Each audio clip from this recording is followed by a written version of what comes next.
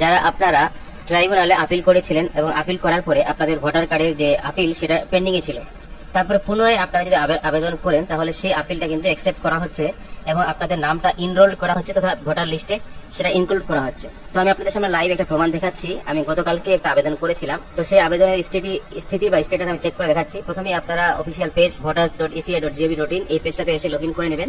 Login করার পর এখানে ট্র্যাক আপিল ফর ইন্ডিভিজুয়াল এখানে ক্লিক করবেন।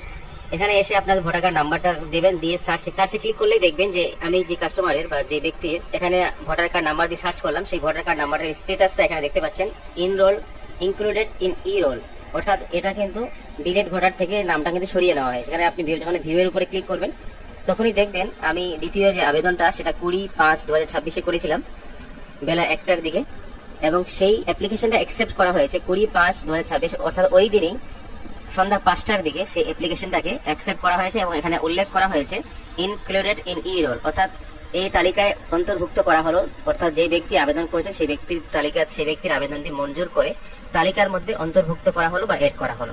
এখনো যারা আপনারা দ্বিতীয়বার আপিল করেননি, প্রথমবার আপিল করার পরে পেন্ডিং দেখাচ্ছে, তাহলে আপনারা অতি সত্বর আবেদনটা করুন। আবেদন করার পরেই দেখবেন যে কিছুক্ষণের মধ্যে 1 দিন বা 2 দিন বা 4 ঘন্টা 5 ঘন্টা পরে দেখতে পাবেন যে আপনাদের স্ট্যাটাসের মধ্যে পরিবর্তন হচ্ছে। তো আশা করি ভিডিওটা আপনাদের ভালো লাগে। ভিডিওটি ভালো লাগে অবশ্যই ভিডিওটিতে লাইক দিবেন, বেশি বেশি করে বন্ধুদের সঙ্গে শেয়ার করে তাদেরকে ইনফরমেশন দেওয়ার চেষ্টা করবেন। সকলে ভালো থাকবেন।